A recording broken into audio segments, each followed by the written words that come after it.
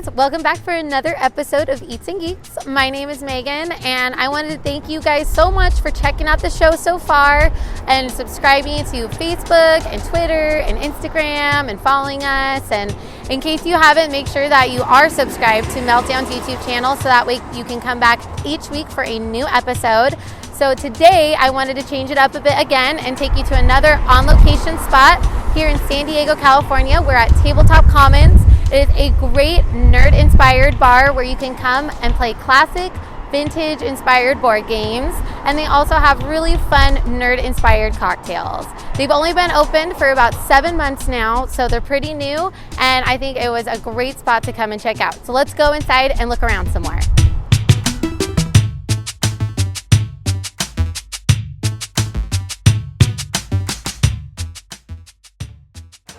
Hey guys, so I'm inside here now at Tabletop Commons again. I've got the owner and creator with me, Evan Jones. Thanks for being on the show today, Evan. No problem. Just wanted to ask a couple questions, if that's okay. First being, let's dive in. What was the motivation to create an awesome place like this for people to come to? The motivation was I was hanging out with my friends. We were playing a very nerdy game called Warhammer. It's a tabletop war game. And we were drinking. And it seemed it was fun. It was what we were doing at the time while I was in college. And as I was getting closer to graduating, it was like, well, what am I going to do? And well, why don't I just do this? Why don't I just drink and play games like all the time? It seemed like such a simple premise. And I originally started out as trying to open like a game store. Oh, okay. But, you know, San Diego already has game stores. I couldn't think of a game store. I couldn't think of a way to make a game store different than they already are all across the world. So just in searching the internet, searching forums, seeing what people were saying. People were saying it'd be cool if you could sell alcohol. And I was like, it would be cool if I could sell alcohol. Which then just kind of kept going, and the only way to sell alcohol is to be a bar. Right. So I was searching for, spaces. I started just looking into it and found the money, and then this place was available, and, here we are a year later, and we've been open for 7 months now. That's awesome. 7 months tomorrow, right? 7 months tomorrow is our 7-month anniversary. Oh, good. Well, here we like to celebrate month anniversaries, so It's important. it is. It's very important. 10 new relationships. So that's awesome. Well, I'm really stoked for you guys. This is such a fun place to be, and it's very unique. And I haven't come across anything else like this in Southern California, so I think it's definitely a fun spot. That was one of the main thinking things as well, is why doesn't San Diego already have a bar like this? Yeah. Why doesn't San Diego have a bar that reaches out to the 20 to 30-year-old demographic who loves everything nerdy?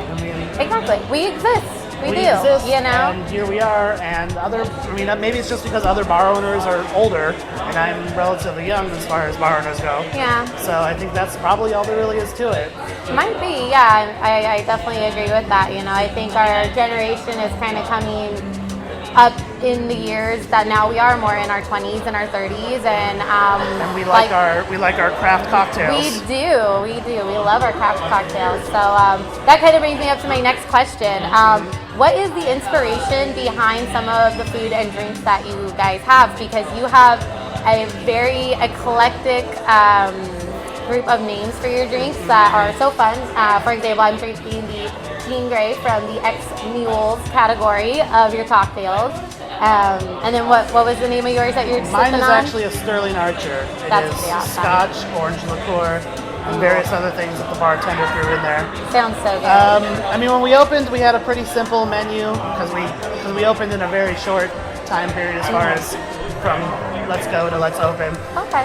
But our head bartender, Howard, I told him I wanted mules. I told him I want mules, I want to call them X-Mules, and I want at least 6 of them. Because right now mules are in. Yes. And so he created, a week later, he had a list of X-Mules for me. And just all the drinks on the menu, we opened with a basic menu. Okay. And then a couple months later, we expanded the menu once, Howard was able to get a feel for our crowd, for what the people were asking for, what they want. And they want, fun drinks that have just a different feel to it. And as far as it goes, my other bartender here was just mentioning, we might have the largest craft cocktail list. I mean, not the largest, I'm not going to claim that, but a very large craft cocktail list compared to most bars in the city. Yeah, you definitely do.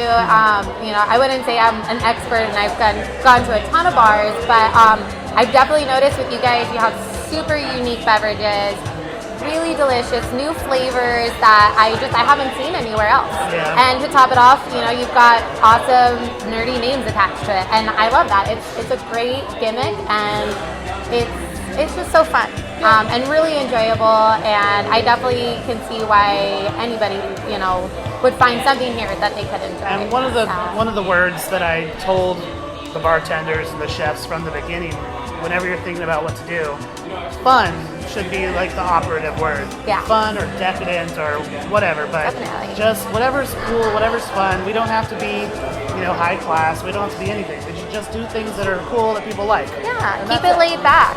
People like that. I think they gravitate towards it a lot. So I think that's really, really neat. And also too, you guys do have food I wanted to mention as well. So in case you guys, you know, are interested in coming down and you maybe don't want a cocktail, you can come down and eat some food while you play games as well. And I was looking at your menu, and it looks like you've got a lot of just really cozy, comfort style food.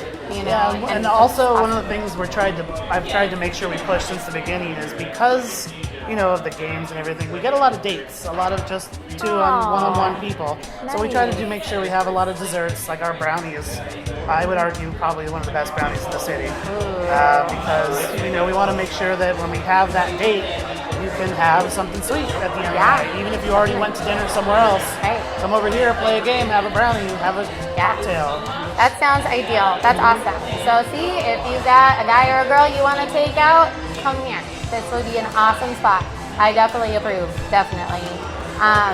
So kind of to wrap things up, if people do want to come down, what are some events that you guys have during the week that maybe people could come and you can see take part on in? our website, on our events page, we're trying to keep that as up to date as possible. Awesome. We have trivia every Monday nights, so 8 to 10 there's trivia.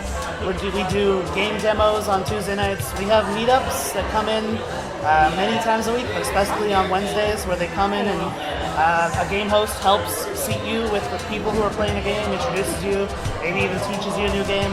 And then we're trying to get more organized gameplay. Today we have a Munchkin tournament going on right now.